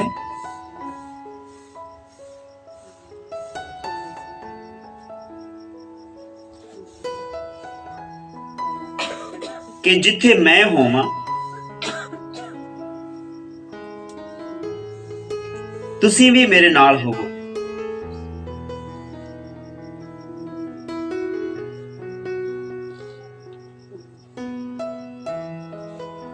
ਆਮੀਨ। ਲਿਖ ਲਿਆ ਤਾਂ ਪੜ੍ਹਦੇ ਹੀ ਇੱਕ ਵਾਰ ਇਸ ਆਇਤ ਨੂੰ ਜੋ ਤੁਹਾਨੂੰ ਦੱਸੀ ਗਈ। ਪ੍ਰਭੂ ਯਿਸੂ ਮਸੀਹ ਤੁਹਾਨੂੰ ਆਪਣੇ ਕੋਲ ਲਿਜਾਣ ਲਈ ਆਇਆ ਹੈ, ਜਿੱਥੇ ਮੈਂ ਹੋਵਾਂ ਤੁਸੀਂ ਵੀ ਮੇਰੇ ਨਾਲ ਹੋਵੋ। ਆਮੀਨ। ਪ੍ਰਭੂ ਯਿਸੂ ਮਸੀਹ ਤੁਹਾਨੂੰ ਆਪਣੇ ਨਾਲ ਲੈ ਜਾਣ ਦੇ ਲਈ ਆਇਆ ਕਿ ਜਿੱਥੇ ਮੈਂ ਹੋਵਾਂ ਉੱਥੇ ਤੁਸੀਂ ਵੀ ਮੇਰੇ ਨਾਲ ਹੋਵੋ। ਸੋ ਕਹਿਣ ਦਾ ਭਾਵ ਪਰਮੇਸ਼ਰ ਸਾਡੇ ਬਾਰੇ ਜਾਣਦਾ ਹੈ ਕਿ ਇੱਕ ਰਹਿਣ ਦੇ ਲਈ ਮਕਾਨ ਦੀ ਜ਼ਰੂਰਤ ਹੈ। ਇਸ ਜਗ੍ਹਾ ਤੇ ਸਾਡੇ ਸਰੀਰ ਨੂੰ ਸਰੀਰਕ ਢਾਂਚੇ ਦੀ ਜ਼ਰੂਰਤ ਹੈ ਕਿ ਉਸ ਜਗ੍ਹਾ ਦੇ ਵਿੱਚ ਰਹਿ ਸਕੇ, ਪਰ ਸਾਡੀ ਆਤਮਾ ਜੋ ਹੈ ਨਾ, ਜੋਤੀ ਜੋਤ ਆਪਾਂ ਕਹਿੰਦੇ ਨੇ ਵੀ ਜੋਤ ਇੱਥੋਂ ਨਿਕਲੀ ਆ ਔਰ ਜੋਤ ਜੋਤ ਦੇ ਵਿੱਚ ਸਮਾ ਜਾਊਗੀ। ਪਰ ਇਸ ਤਰੀਕੇ ਦੇ ਨਾਲ ਰੱਬ ਨੇ ਜੋ ਸਾਨੂੰ ਰੂਹ ਦਿੱਤਾ ਹੈਗਾ ਉਹੀ ਰੂਹ ਪਰਮੇਸ਼ਰ ਦੇ ਵਿੱਚ ਲੀਨ ਹੋ ਜਾਵੇਗੀ ਔਰ ਪਰਮੇਸ਼ਰ ਦੇ ਕੋਲੇ ਉਹ ਜਗ੍ਹਾ ਹੈ ਆਤਮਿਕ, ਤੇ ਉੱਥੇ ਜਾ ਕੇ ਅਸੀਂ ਵਿਰਾਜਮਾਨ ਹੋਵਾਂਗੇ। ਜਿੱਥੇ ਜਿਵੇਂ ਆਪਾਂ ਵੇਖਦੇ ਹਾਂ ਨਾ ਕਿ ਤਸਵੀਰਾਂ ਦੇ ਉੱਤੇ ਲਿਖਿਆ ਹੁੰਦਾ ਹੈਗਾ ਕਿ ਸਵਰਗੀ ਗੁਰਨਾਮ ਸਿੰਘ, ਆਮੀਨ, ਸਵਰਗੀ ਜੈਵ, ਹਨਾ, ਲਿਖਿਆ ਹੁੰਦਾ। ਮੰਨ ਲਓ ਕਹਿਣ ਦਾ ਭਾਵ ਸਵਰਗ, ਮੰਨ ਲਓ ਉਹ ਜਗ੍ਹਾ ਦਾ ਉੱਥੇ ਨਾਮ ਲਿਖਿਆ ਜਾਂਦਾ ਕਿ ਜਿੱਥੇ ਉਹ ਗਿਆ ਹੈਗਾ, ਪਰ ਜੀਵਨੀ ਤੋਂ ਨਹੀਂ ਪਤਾ ਲੱਗਦਾ ਮੇਰੇ ਪ੍ਰਿਯ। ਅਸੀਂ ਫੋਟੋ ਦੇ ਉੱਤੇ ਲਿਖਾ ਕੇ ਸਵਰਗ ਦੇ ਵਿੱਚ ਜਾ ਨਹੀਂ ਸਕਦੇ, ਪਰ ਉਹ ਜੀਵਨ ਦੇ ਵਿੱਚ ਜੋ ਕਰੇਗਾ ਉਹੀ ਉਹਦੇ ਨਾਲ ਜਾਵੇਗਾ, ਜੋ ਅਸੀਂ ਕਰਮ ਕਰਾਂਗੇ। ਔਰ ਪ੍ਰਕਾਸ਼ਿਤ ਵਾਕਿਆ ਦੇ ਵਿੱਚ ਕੁਝ ਗੱਲਾਂ ਬਿਆਨ ਕੀਤੀਆਂ ਗਈਆਂ ਨੇ, ਔਰ ਹੋਰ ਬਹੁਤ ਸਾਰੀਆਂ ਕਿਤਾਬਾਂ ਦੇ ਵਿੱਚ ਅਸੀਂ ਪੜ੍ਹਦੇ ਹਾਂ ਕਿ ਜੋ ਕੁਝ ਬੰਦਾ ਕਰਦਾ ਹੈਗਾ ਉਹੀ ਉਹਦੇ ਨਾਲ ਜਾਂਦਾ ਹੈਗਾ। ਜੇ ਤਾਂ ਭਲਾਈ ਦੇ ਕੰਮ ਕਰਾਂਗੇ ਤਾਂ ਭਲਾਈ ਦੇ ਕੰਮ ਸਾਡੇ ਨਾਲ ਲਿਖੇ ਜਾਣਗੇ ਉਸ ਜੀਵਨ ਦੀ ਪੋਥੀ ਦੇ ਵਿੱਚ ਕਿ ਇਸ ਬੰਦੇ ਨੇ ਇਹ ਕੰਮ ਕੀਤੇ ਨੇ ਤੇ ਇਹਦੇ ਹਿੱਸੇ ਦੇ ਵਿੱਚ ਇਹ ਆਉਣੇ ਚਾਹੀਦੇ ਨੇ। ਜੇਕਰ ਬੁਰੇ ਕੰਮ ਨੇ ਤਾਂ ਬੁਰੇ ਕੰਮਾਂ ਦਾ ਨਤੀਜਾ ਤਾਂ ਇੱਥੇ ਭੁਗਤਣਾ ਪਊਗਾ। ਆਮੀਨ। ਔਰ ਜੇ ਉਦਾਹਰਨ ਲਈਏ ਕਿ ਜੇ ਕੋਈ ਬੁਰਾ ਕੰਮ ਕਰਦਾ, ਕੋਈ ਗਲਤੀ, ਕੋਈ ਚੋਰੀ ਕਰਦਾ ਹੈਗਾ, ਪਿਛਲੇ ਸਮੇਂ ਦੇ ਵਿੱਚ ਪਿੰਡ ਕਣਕਵਾਲ ਦੇ ਵਿੱਚ ਔਰ ਪੈਟਰੋਲ ਪੰਪ ਤੇ ਕੁਝ ਬੱਚਿਆਂ ਨੇ ਕੀ ਕੀਤਾ, ਚੋਰੀ ਕੀਤੀ। ਉਹਨਾਂ ਨੇ ਚੋਰੀ ਵੀ ਇੰਨੇ ਕੁ ਵਧੀਆ ਪਲਾਨ ਦੇ ਨਾਲ ਕੀਤੀ ਕਿ ਜੋ ਕੁਝ ਵੀ ਉੱਥੇ ਹੈਗਾ ਸੀ, ਹੱਥ ਲੱਗਿਆ, ਸਭ ਕੁਝ ਬਟੋਰ ਕੇ ਲੈ ਗਏ ਔਰ ਕੁਝ ਪੈਸੇ ਉਹ ਆਪਣੇ ਘਰੋਂ ਵੀ ਚੁੱਕ ਕੇ ਲੈ ਗਏ। ਕਹਿਣ ਦਾ ਭਾਵ ਉਹਨਾਂ ਨੇ ਕਿੱਥੋਂ ਸਿੱਖਿਆ? ਫੋਨ ਦੇ ਵਿੱਚੋਂ ਵੇਖਿਆ ਕਿ ਜਿਹੜੀ ਹੈਗੀ ਹੈ ਮੰਨ ਲਓ ਚੋਰੀ ਕਿੱਦਾਂ ਕਰੀਦੀ ਹੈ, ਔਰ ਵੇਖੀਆਂ ਉਹਨਾਂ ਨੇ ਫਿਲਮਾਂ ਵੇਖੀਆਂ ਹੋਣੀਆਂ ਔਰ ਕੁਝ ਨਾਟਕ ਵੇਖੇ ਹੋਣੇ ਕਿ ਕਿੱਦਾਂ ਚੋਰਾਂ ਨੇ ਚੋਰੀ ਕੀਤੀ। ਸੇਮ ਜੋ ਨਾਟਕ ਦੇ ਵਿੱਚ ਹੈਗਾ ਸੀ, ਸੇਮ ਉਸੇ ਤਰ੍ਹਾਂ ਉਹਨਾਂ ਨੇ ਉੱਥੇ ਪੈਟਰੋਲ ਪੰਪ ਤੇ ਚੋਰੀ ਕੀਤੀ, ਜੋ ਉਹਨਾਂ ਨੂੰ ਸਜ਼ਾ ਦਾ ਨਤੀਜਾ ਭੁਗਤਣਾ ਪਿਆ ਔਰ ਮਾਤਾ ਪਿਤਾ ਦੇ ਨਾਮ ਦੀ ਬਦਨਾਮੀ ਹੋਈ। ਸੋ ਕਹਿਣ ਦਾ ਭਾਵ ਜੋ ਜਗਤ ਦੇ ਵਿੱਚ ਗੁਨਾਹ ਕਰੇਗਾ, ਸਰਕਾਰ ਹੈ ਸਜ਼ਾ ਦੇਣ ਦੇ ਲਈ। ਜੋ ਆਤਮਿਕ ਰੀਤੀ ਦੇ ਨਾਲ ਅਸੀਂ ਕਿਸੇ ਨਾਲ ਗੁਪਤ ਰਹਿ ਕੇ ਧੋਖਾ ਕਰਦੇ ਹਾਂ ਤੇ ਉਹਦਾ ਲੇਖਾ ਸੰਸਾਰ ਨੂੰ ਨਹੀਂ ਪਤਾ ਲੱਗਦਾ, ਉਹ ਰੱਬ ਲੇਖਾ ਲੈਂਦਾ ਹੈਗਾ। ਹਾਲੇਲੂਇਆ। ਔਰ ਰੱਬ ਦੀ ਨਜ਼ਰ ਤੋਂ ਕੋਈ ਬਚ ਨਹੀਂ ਸਕਦਾ ਮੇਰੇ ਕੋਲ। ਇਸੇ ਲਈ ਉਹ ਉਸ ਜਗ੍ਹਾ ਤੇ ਬੈਠ ਕੇ ਵੇਖਦਾ ਹੈਗਾ ਜਿੱਥੇ ਉਹ ਜਗ੍ਹਾ ਗੁਪਤ ਹੈਗੀ। ਕਹਿਣ ਦਾ ਭਾਵ ਸਵਰਗੀ ਥਾਂ। ਹੁਣ ਸਵਰਗੀ ਥਾਂ ਕਿੱਥੇ ਹੈ? ਪ੍ਰਭੂ ਨੇ ਕਿਹਾ ਜਿੱਥੇ 2 ਜਾਂ 3 ਜਣੇ ਇਕੱਠੇ ਹੋਣਗੇ ਮੈਂ ਤੁਹਾਡੇ ਵਿਚਕਾਰ ਹੋਵਾਂਗਾ। ਇਹ ਸਵਰਗੀ ਥਾਂ ਹੈਗੀ। ਹਾਲੇਲੂਇਆ। ਇੱਥੇ ਹੀ ਪਰਮੇਸ਼ਰ ਵਿਰਾਜਮਾਨ ਹੈ। ਪਰ ਇੱਕ ਆਕਾਸ਼ ਦੇ ਉੱਪਰ ਪਰਮੇਸ਼ਰ ਵਿਰਾਜਮਾਨ ਹੈ ਜਿੱਥੇ ਉਹਦਾ ਸਿੰਘਾਸਨ ਹੈ ਕਿ ਉੱਪਰੋਂ ਉਹ ਸਾਰੀਆਂ ਗੱਲਾਂ ਨੂੰ ਵੇਖਦਾ ਹੈਗਾ, ਸਾਰੀਆਂ ਗੱਲਾਂ ਨੂੰ ਜਾਂਚਦਾ ਹੈਗਾ, ਸਾਰੀਆਂ ਗੱਲਾਂ ਨੂੰ ਪਰਖਦਾ ਹੈਗਾ ਔਰ ਸਾਡੇ ਜੀਵਨ ਦੇ ਵਿੱਚ ਲਿਖ ਲੈਂਦਾ। ਆਮੀਨ। ਕਿਸ ਬੰਦੇ ਨੇ ਕਿਸ ਜਗ੍ਹਾ ਤੇ ਕੀ ਗੁਨਾਹ ਕੀਤਾ ਔਰ ਕਿਸ ਜਗ੍ਹਾ ਤੇ ਇਹ ਕੀ ਬੋਲਿਆ ਔਰ ਕੀ ਇਹਦੇ ਜੀਵਨ ਦੇ ਵਿੱਚ ਹੈਗਾ। ਸੋ ਇਸ ਕਰਕੇ ਅਸੀਂ ਚੌਕਸ ਰਹਿਣਾਗਾ। ਅਸੀਂ ਉਸ ਘਰ ਦੇ ਵਿੱਚ ਜਾਣਾਗਾ ਜਿੱਥੇ ਕਿਸੇ ਦਾ ਪੱਖਪਾਤ ਕੀਤਾ ਨਹੀਂ ਜਾਂਦਾ, ਉੱਥੇ ਸਿੱਧਾ ਹੀ ਨਿਆਂ ਹੁੰਦਾ ਹੈਗਾ। ਔਰ ਅਸੀਂ ਪਰਮੇਸ਼ਰ ਦੇ ਵਚਨ ਦੇ ਵਿੱਚੋਂ ਪੜ੍ਹਦੇ ਹਾਂ, ਕਿੰਨੇ ਥਾਵੇਂ ਆਪਾਂ ਪੜ੍ਹਦੇ ਹਾਂ ਕਿ ਯਿਸੂ ਮਸੀਹ ਨੂੰ ਕਹਿਣ ਲੱਗੇ, ਪ੍ਰਭੂ ਜੀ ਅਸੀਂ ਤੁਹਾਡੇ ਨਾਂ ਦੇ ਵਿੱਚ ਭੂਤਾਂ ਕੱਢੀਆਂ। ਉਦਾਹਰਨ ਦਿੱਤੀ ਗਈ ਹੈਗੀ। ਆਮੀਨ। ਇੱਕ ਸੱਚੀ ਘਟਨਾ ਦਰਸਾਈ ਗਈ ਹੈ। ਕਹਿੰਦੇ ਪ੍ਰਭੂ ਜੀ ਅਸੀਂ ਤਾਂ ਤੁਹਾਡੇ ਨਾਂ ਦੇ ਵਿੱਚ ਭੂਤਾਂ ਕੱਢਦੇ ਨੇ, ਅਸੀਂ ਰੋਗੀਆਂ ਦੇ ਉੱਤੇ ਹੱਥ ਰੱਖਦੇ ਸੀ, ਰੋਗ ਤਾਂ ਚੰਗੇ ਹੋ ਜਾਂਦੇ ਸੀ, ਉਸੇ ਘੜੀ ਸ਼ੁੱਧ ਹੋ ਜਾਂਦੇ ਸੀਗੇ। ਪਰ ਯਿਸੂ ਨੇ ਕਿਹਾ ਮੈਥੋਂ ਦੂਰ ਹੋ ਜਾਓ, ਮੈਂ ਨਹੀਂ ਤੁਹਾਨੂੰ ਜਾਣਦਾ।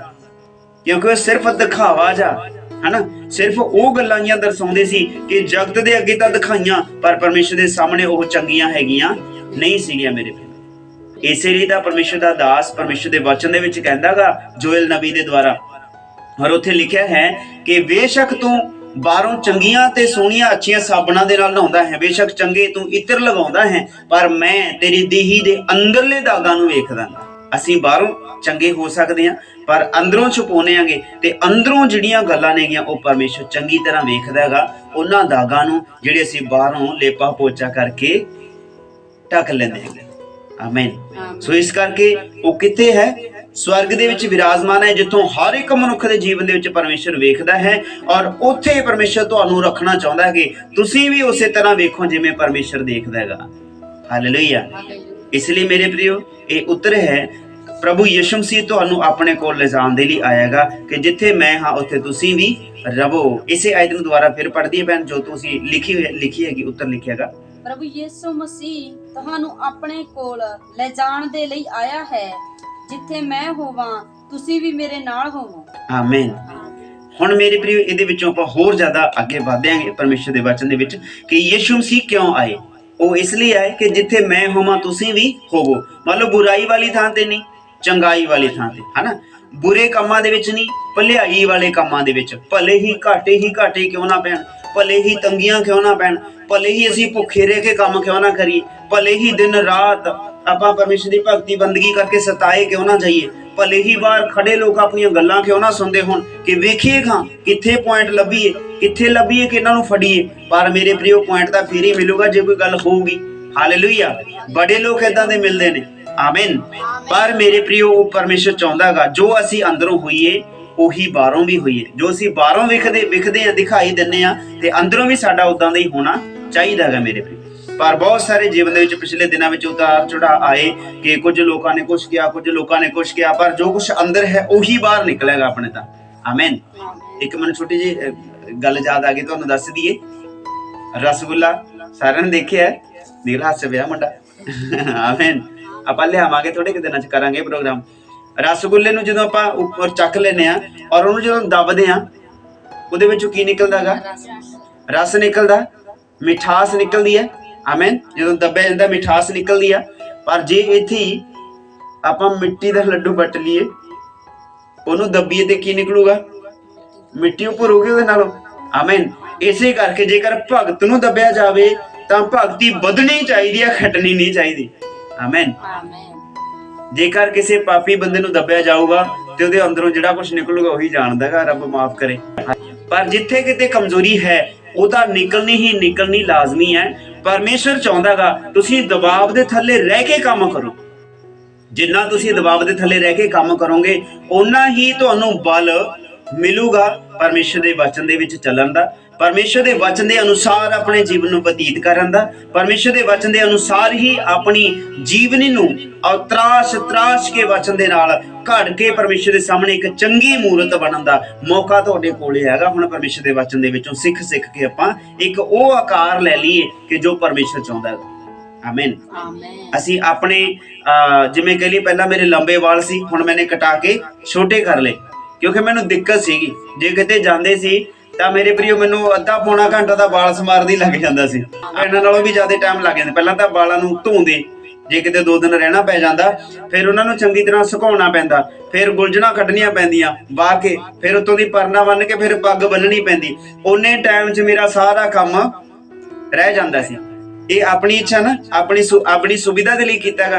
ਹੁਣ ਮਾੜਾ ਜਿਹਾ ਪਾਣੀ ਲਾਈਦਾ ਸਿਰ ਤੇ ਨਾਲ ਦੀ ਨਾਲ ਕਰਕੇ ਕੰਗਾ ਬਿੰਗਾ ਟੇਢਾ ਮਾਰ ਕੇ ਨਾਲ ਦੀ ਨਾਲ ਚੱਕੀ ਦਾ ਸਾਈਕਲ ਜਿੱਥੇ ਮਰਜੀ ਵਗ ਜੀ। ਹਾਲੇਲੂਇਆ। ਸੋ ਇਸ ਕਰਕੇ ਮੇਰੇ ਪ੍ਰਿਓ, ਅਸੀਂ ਆਪਣੇ ਸਰੀਰ ਦੇ ਅਨੁਸਾਰ ਉਦਾਂ ਦੇ ਢਲ ਜਾਈਏ ਜਿੱਦਾਂ ਪਰਮੇਸ਼ਰ ਦੀ ਆਤਮਾ ਚਾਹੁੰਦੀ ਹੈ, ਜਿੱਦਾਂ ਪਰਮੇਸ਼ਰ ਸਾਨੂੰ ਚਾਹੁੰਦਾ ਹੈਗਾ। ਪਰਮੇਸ਼ਰ ਆਤਮਾ ਹੈ, ਆਤਮਾ ਔਰ ਸੱਚਾਈ ਦੇ ਨਾਲ ਅਸੀਂ ਚੱਲਦੇ ਹੀ ਰਹਿਣਾ ਹੈ। ਸੋ ਇਸ ਲਈ ਮੇਰੇ ਪ੍ਰਿਓ, ਯਿਸੂ ਕਿਉਂ ਆਏ? ਯਿਸੂ ਆਪਣੇ ਲੋਕਾਂ ਨੂੰ ਆਪਣੇ ਨਾਲ ਲੈ ਜਾਣ ਦੇ ਲਈ ਆਏ ਨੇਗੇ ਕਿ ਜਿੱਥੇ ਮੈਂ ਹਾਂ ਤੁਸੀਂ ਵੀ ਰਹੋ। ਪ੍ਰਭੂ ਯਿਸੂ ਮਸੀਹ ਸੰਗਤ ਦੇ ਵਿੱਚ ਰਹੇ ਤਾਂ ਅਸੀਂ ਸੰਗਤ ਦੇ ਵਿੱਚ ਰਹਿਣਾਗਾ।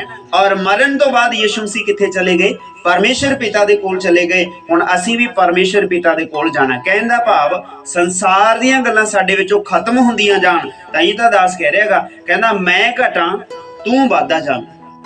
ਆਮੀਨ। ਕਿਉਂ ਕਿਹਾ ਉਹਨੇ? ਨਹੀਂ ਤਾਂ ਕਹਿੰਦਾ ਮੈਂ ਕਿਉਂ ਘਟਾਂ, ਮੈਂ ਵਧਾਂ, ਮੈਂ ਵਧਾਂ। ਆਮੀਨ। ਪਰ ਉੱਥੇ ਦਾਸ ਕਹਿੰਦਾ ਮੈਂ ਘਟਦਾ ਜਾਵਾਂ ਤੂੰ ਵੱਧਦਾ ਜਾਵੇਂ। ਕਹਿੰਦਾ ਮੈਂ ਉਦੋਂ ਬਲਵਾਨ ਹੁੰਨਾਗਾ ਜਦੋਂ ਮੈਂ ਕਮਜ਼ੋਰ ਹੁੰਨਾਗਾ। ਹੈ ਬਾਈਬਲ ਦਾ ਕੋਈ ਤੋੜ ਹੈ ਕੋਈ ਇਸ ਵਚਨ ਦਾ? ਆਮੀਨ। ਅੱਜ ਦੁਨੀਆ ਕੀ ਕਹਿੰਦੀ ਹੈ? ਜਦੋਂ ਮੈਂ ਬਲਵਾਨ ਹਾਂ ਸੋ ਬਲਵਾਨ ਹਾਂ। ਆਮੀਨ। ਪਿਛਲੇ ਸਮੇਂ ਦੇ ਵਿੱਚ ਔਰ ਇੱਕ ਪ੍ਰਭੂ ਦੇ ਦਾਸ ਦਾ ਪੋਸਟਰ ਲਗਵਾਇਆ ਗਿਆ ਔਰ ਉਸ ਦੇ ਪੋਸਟਰ ਨੂੰ ਜੋ ਲੱਗਿਆ ਹੋਇਆ ਸੀ, ਇੱਕ ਜਵਾਨ ਭਾਈ ਨੇ ਔਰ ਫਾੜ ਕੇ ਕਹਿੰਦਾ ਮੈਂ ਇੱਥੇ ਹੀ ਖੜਾਂਗਾ, ਜਿਹੜਾ ਮਰਜੀ ਆ ਜੇ, ਕੀ ਕਰ ਲੋਗੇ ਮੇਰਾ। ਤੇ ਦੂਜੇ ਦਿਨ ਉਹ ਵੀਡੀਓ ਚ ਦੁਬਾਰੇ ਫੇਰ ਆ ਗਿਆ। ਫਿਰ ਪਤਾ ਕੀ ਕਰੇ? ਮਾਫ ਕਰ ਦੇ ਜੀ ਮੈਨੂੰ। ਮਾਫੀਆਂ ਮੰਗੀਆਂ ਉਹਨੇ। ਕਿਉਂ? ਕਿਉਂਕਿ ਜੋ ਇਹ ਹੈ ਨਾ ਵੀ ਮੈਂ ਚੌੜਾ ਹਾਂ, ਮੈਂ ਵਧਾਂ, ਉਹ ਨਹੀਂਗਾ। ਪਰ ਦਾਸ ਬੇਨਤੀ ਕਰ ਰਿਹਾ, ਪ੍ਰਭੂ ਕਹਿੰਦਾ ਮੈਂ ਘਟਾਂ ਤੂੰ ਵਾਧਾ ਜਾਵੇਂ। ਕਹਿੰਦਾ ਭਾ ਮੇਰੀ ਤਾਂ ਇੱਛਾ ਮੇਰੇ ਵਿੱਚ ਹੈਗੀ ਨਹੀਂ, ਸਿਰਫ ਪਰਮੇਸ਼ਰ ਦੀ ਇੱਛਾ। ਹੁਣ ਦੇਖੋ, ਅੱਧੀ ਰਾਤ ਤੁਸੀਂ ਇੱਥੇ ਪਰਮੇਸ਼ਰ ਦੀ ਸੰਗਤ, ਪਰਮੇਸ਼ਰ ਦੇ ਨਾਲ ਸੰਗਤ ਕਰਨ ਦੇ ਲਈ ਆਉਂਦੇ ਹੋਗੇ, ਹਨਾ। ਇਹ ਕਿਹਦੇ ਲਈ ਹੈਗਾ? ਆਪਣੇ ਲਈ ਤਾਂ ਨਹੀਂਗਾ। ਇਹ ਸਿਰਫ ਪਰਮੇਸ਼ਰ ਦੀ ਇੱਛਾ ਨੂੰ ਪੂਰੀ ਕਰਨ ਦੇ ਲਈ ਹੈ। ਇਸ ਲਈ ਤਾਂ ਯਿਸੂ ਨੇ ਵੀ ਕਿਹਾ ਸੀ, ਪ੍ਰਭੂ ਇੱਛਾ ਮੇਰੀ ਨਹੀਂ ਤੇਰੀ ਪੂਰੀ ਹੋਵੇ। ਪਿਤਾ ਮੇਰੀ ਇੱਛਾ ਨਹੀਂ ਤੇਰੀ ਇੱਛਾ ਪੂਰੀ ਹੋਵੇ। ਹਾਲੇਲੂਇਆ। ਸੋ ਇਸ ਲਈ ਮੇਰੇ ਵੀਰੋ, ਜੇਕਰ ਸਾਡੀ ਇੱਛਾ ਹੋਵੇ ਤਾਂ ਸਾਡੀ ਇੱਛਾ ਤਾਂ ਅੱਜ ਦਿਨੇ ਇੱਕ ਭਰਾ ਦੇ ਨਾਲ ਗੱਲ ਹੋਈ, ਇਹ ਮੈਸੇਜ ਉਹ ਵੀ ਸੁਣਦਾ ਹੈਗਾ। ਆਮੀਨ। ਇਹ ਸਾਰੇ ਮੈਸੇਜ ਆਪਾਂ ਕੋਈ ਬਾਹਰਲੀ ਗੱਲ ਨਹੀਂ ਕਰਦੇ, ਜੋ ਗੱਲਾਂ ਸਾਡੇ ਜੀਵਨ ਦੇ ਵਿੱਚ ਹੈਗੀਆਂ ਨੇ ਉਹੀ ਦੱਸ ਦਿਆਂਗੇ। ਕੋਈ ਉਲਟੀ ਫੁਲਟੀ ਗੱਲ ਨਹੀਂ ਅਸੀਂ ਦੱਸਦੇ, ਕਿਉਂਕਿ ਜੋ ਸਾਡੇ ਜੀਵਨ ਦੇ ਵਿੱਚ ਹੈਗਾ ਸੋ ਹੈਗਾ। ਉਸ ਭਰਾ ਨੂੰ ਕਿਹਾ ਕਿ ਜੋ ਅਗਲੇ ਦਿਨ ਜੋ ਭਲਕੇ ਜੋ ਸੰਗਤ ਹੈਗੀ, ਪ੍ਰਾਰਥਨਾ ਹੈ, ਉਹ ਵਿਲੇਜ ਉੱਥੇ ਪਾਟਿਆਂ ਵਾਲੀ ਰੱਖੀ ਗਈ ਆ। ਔਰ ਉਸਨੂੰ ਕਿਹਾ ਕਿ ਸਾਡਾ ਆਹ ਸਮਾਂ ਗਾ, ਕਹਿੰਦਾ ਕੀ ਕਰੀਏ, ਕਹਿੰਦਾ ਥੱਕ ਜਾਂਦੇ, ਇਸ ਵੇਲੇ ਤਾਂ ਸਾਡਾ ਸੌਣ ਦਾ ਟਾਈਮ ਹੁੰਦਾ ਹੈਗਾ। ਆਮੇਨ। ਸਮਾਂ ਕਿੰਨੇ ਵਜੇ ਦਾ? 6 ਵਜੇ ਤੋਂ 8 ਵਜੇ ਤੱਕ ਦਾ। ਔਰ ਦੇਖੀਏ ਇੰਨੇ ਕੇ ਟਾਈਮ ਦੇ ਵਿੱਚ ਹੀ ਬੰਦਾ ਥੱਕਦਾ ਹੈਗਾ। ਹਾਲੇਲੂਇਆ। ਉਸ ਭਰਾ ਨੂੰ ਕਿਹਾ ਬਈ ਥੋੜਾ ਟਾਈਮ ਦਾ ਆ ਜੀ, 1 ਘੰਟਾ ਹੀ ਆ ਜੀ, ਇੰਨਾ ਹੀ ਵਾਧੂ ਹੈਗਾ ਹਨਾ। ਕਿ ਆਪਾਂ ਜਦੋਂ ਰੱਬ ਦੇ ਭਲੇ ਕੰਮਾਂ ਦੇ ਲਈ ਜਾਂਦੇ ਆ, ਇਸ ਲਈ ਸਰੀਰ ਕੀ ਕਹਿੰਦਾ ਹੈਗਾ, ਬਸ ਪੈ ਜਾ ਯਾਰ, ਹੁਣ ਕੀ ਕਰਾਂਗੇ, ਬਥੇਰਾ ਹੋ ਗਿਆ, ਸਾਰਾ ਦਿਨ ਕੰਮ ਕਰਿਆ, ਥੱਕੇ ਪਏਾਂਗੇ। ਪਰ ਰੱਬ ਕੀ ਕਹਿੰਦਾ, ਤੁਸੀਂ ਥੱਕੋ ਨਾ, ਵਧੋ ਨਾ, ਮੈਂ ਅੱਕਾਂ ਨਾ ਮੈਂ ਥੱਕਾਂ, ਯਿਸੂ ਜੀ ਤੇਰੀ ਮਹਿਮਾ ਗਾਵਾਂਗਾ, ਤਾਲੀ ਵਜਾਵਾਂਗਾ, ਯਿਸੂ ਜੀ ਤੇਰੀ ਮਹਿਮਾ ਗਾਵਾਂਗਾ। ਸੋ ਇਸ ਲਈ ਮੇਰੇ ਪ੍ਰਿਓ, ਰੱਬ ਸਾਨੂੰ ਇਹ ਬਲ ਦਿੰਦਾ, ਕਹਿੰਦਾ ਤੁਸੀਂ ਘਬਰਾ ਨਾ ਜਾਇਓ, ਚਿੰਤਾ ਨਾ ਕਰਿਓ। ਆਮੀਨ। ਤੁਸੀਂ ਥੱਕ ਹਾਰ ਕੇ ਬਹਿ ਨਾ ਜਾਇਓ, ਤੁਸੀਂ ਭਲਾਈ ਦੇ ਕੰਮ ਕਰਦੇ ਕਰਦੇ ਥੱਕ ਨਾ ਜਾਇਓ। ਪਰਮੇਸ਼ਰ ਸਾਨੂੰ ਤਸੱਲੀ ਦਿੰਦਾ, ਕਹਿੰਦਾ ਡਰ ਨਾ ਡਰ, ਮੈਂ ਤੇਰੇ ਨਾਲ ਹਾਂ, ਮੇਰੇ ਸਾਹਮਣੇ ਚੱਲ ਤੇ ਸੰਪੂਰਨ ਹੋ ਜਾ। ਆਮੀਨ। ਸੋ ਇਸ ਲਈ ਮੇਰੇ ਪ੍ਰਿਓ, ਅਸੀਂ ਡਰ ਘਬਰਾ ਕੇ ਚੱਲਣ ਵਾਲੇ ਮਨੁੱਖ ਨਹੀਂ ਹਾਂ। ਅਸੀਂ ਆਤਮਾ ਔਰ ਸੱਚਾਈ ਦੇ ਨਾਲ ਚੱਲਣਾ ਹੈ। ਜੋ ਸਾਡੇ ਜੀਵਨ ਦੇ ਅੰਦਰ ਹੈਗਾ ਉਹੀ ਸਾਡੇ ਬਾਹਰ ਹੈ, ਜੋ ਅਸੀਂ ਬਾਹਰੋਂ ਆ ਉਹੀ ਅਸੀਂ ਅੰਦਰੋਂ ਹੈਗੇ ਆ। ਸੋ ਇਹ ਕਿਉਂ ਸਾਡੇ ਨਾਲ ਹੋ ਰਿਹਾ ਹੈਗਾ? ਕਿਉਂਕਿ ਅਸੀਂ ਜਗਤ ਦੇ ਹੈਗੇ ਨਹੀਂਗੇ। ਕੋਈ ਵੀ ਨਹੀਂ ਜਗਤ ਦਾ ਹੈਗਾ। ਚਾਹੇ ਅਸੀਂ ਮਸੀਹ ਨੂੰ ਮੰਨਦੇ ਹਾਂ, ਚਾਹੇ ਕਿਸੇ ਗੁਰੂ ਘਰ ਦੇ ਵਿੱਚ ਜਾਂਦੇ ਆ, ਚਾਹੇ ਕਿਸੇ ਮੰਦਿਰ ਦੇ ਵਿੱਚ ਜਾਂਦੇ ਆ, ਚਾਹੇ ਕਿਸੇ ਮਸਜਿਦ ਦੇ ਵਿੱਚ ਜਾਂਦੇ ਆ, ਕੋਈ ਵੀ ਮਨੁੱਖ ਇਸ ਧਰਤੀ ਦੇ ਉੱਤੇ ਸਦਾ ਰਹਿਣ ਵਾਲਾ ਹੈਗਾ ਨਹੀਂਗਾ ਮੇਰੇ ਪ੍ਰਿਯ। ਸਦਾ ਰਹਿਣ ਵਾਲਾ ਤਾਂ ਇੱਕੋ ਨਾਮ ਰੱਬ ਦਾ ਹੈਗਾ ਮੇਰੇ ਪ੍ਰਿਯ, ਚਾਹੇ ਕਿਸੇ ਵੀ ਰੂਪ ਦੇ ਵਿੱਚ ਤੁਸੀਂ ਲੈ ਰਹੇ ਹੋਗੇ। ਹਾਲੇਲੂਇਆ।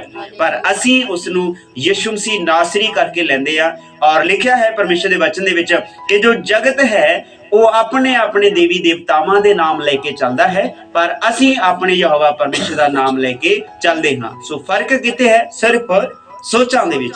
ਆਮੀਨ। ਜੋ ਜਗਤ ਹੈ, ਕੋਈ ਲੱਕੜ ਦਾ ਕੰਮ ਕਰਦਾ ਹੈ, ਕੋਈ ਲੋਹੇ ਦਾ ਕੰਮ ਕਰਦਾ ਹੈ, ਕੋਈ ਰੇਤਾ ਬਜਰੀ ਢੋਂਦਾ ਹੈ, ਕੋਈ ਰੰਗ ਦਾ ਕੰਮ ਕਰਦਾ ਹੈ। ਆਮੀਨ।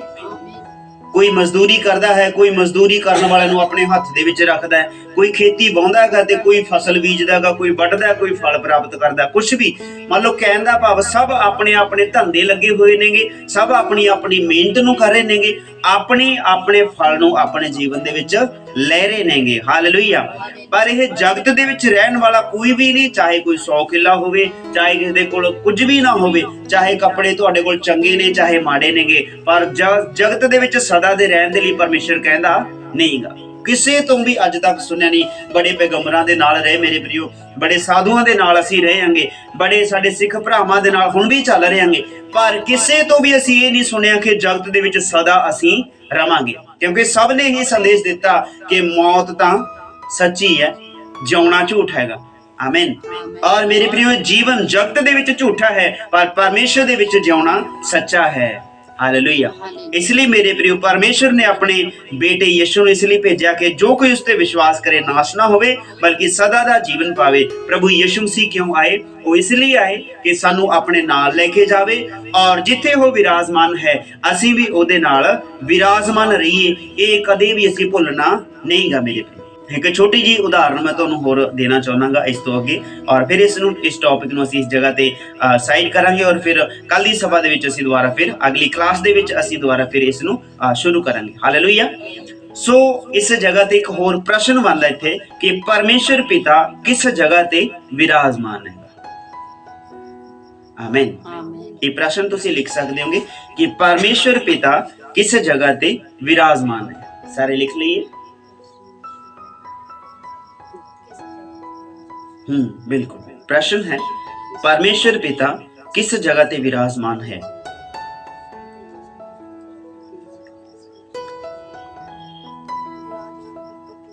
हाँ, विराजमान।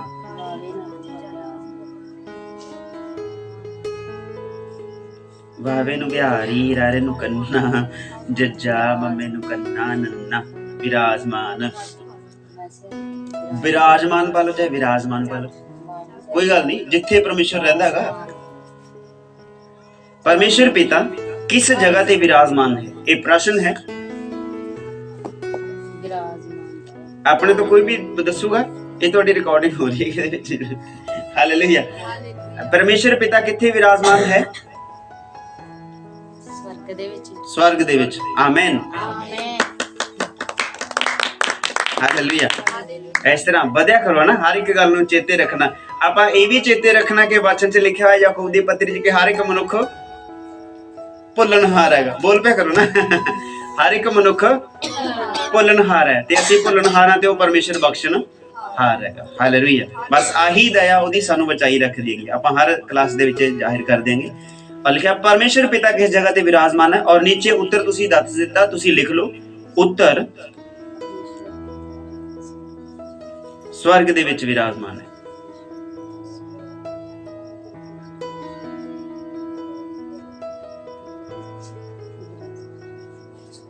और हुण एक छोटा जिहा प्रश्न नीचे होर लिख लिए, प्रभु यीशु मसीह कित्थे विराजमान है?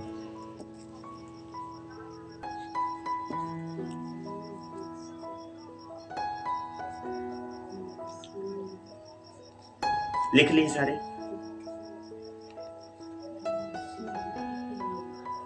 प्रश्न, प्रभु यीशु मसीह कित्थे विराजमान है?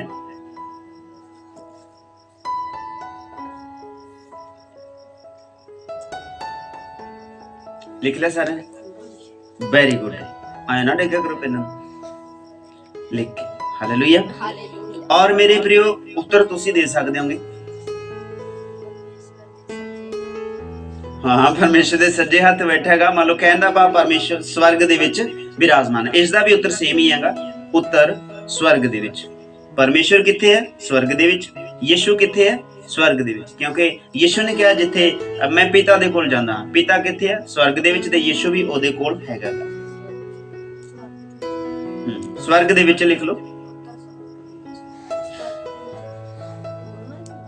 हाँ, दोनों का उत्तर सेम ही हैगा, क्योंकि परमेश्वर जिथे विराजमान है उथे ही पुत्र प्रभु यीशु मसीह है, जो साडा प्रभु उद्धार करता है। हालेलुया। सारे बोलिए हालेलुया। हाथ उठा के बोलिए हालेलुया। हालेलुया। आमीन। परमेश्वर तुहानू बड़ी आशीष देवे, बरकत देवे। और अगली आयत असी अगली क्लास दे विच तुहानू दसांगे, और इन्हां सारियां गल्लां तुसीं घरें पढ़ना भी है और दोबारा फिर इन्हां दे उत्ते मनन करना है। हालेलुया। तो इसलिए मेरे प्रियो तकरीबन साडा पौने घंटे का ये जो है शिक्षण अज फिर होया, और बाकी दी गल्लां असी इस वीडियो तो बाद करांगे। और ये संदेश सारिਆਂ दे लिए। और मेरे प्रियो आप सभी से हमारा निवेदन है, और आप प्रभु के वचन को सीखने के लिए बने रहें, परमेश्वर में आशीषित बने रहें, क्योंकि ये जगत की बातें जगत की रह जाएंगी, लेकिन जो आत्मिक बातें हैं उन आत्मिक बातों को हम सीखने के लिए आगे बढ़े, और ज्यादा आगे बढ़े, पवित्रताई में बढ़ते जाएं। परमेश्वर विराजमान है, उसी के पास में हम विराजमान हैं। तो प्रभु आप सभी को बरकत दे। मिलते हैं अगली क्लास में।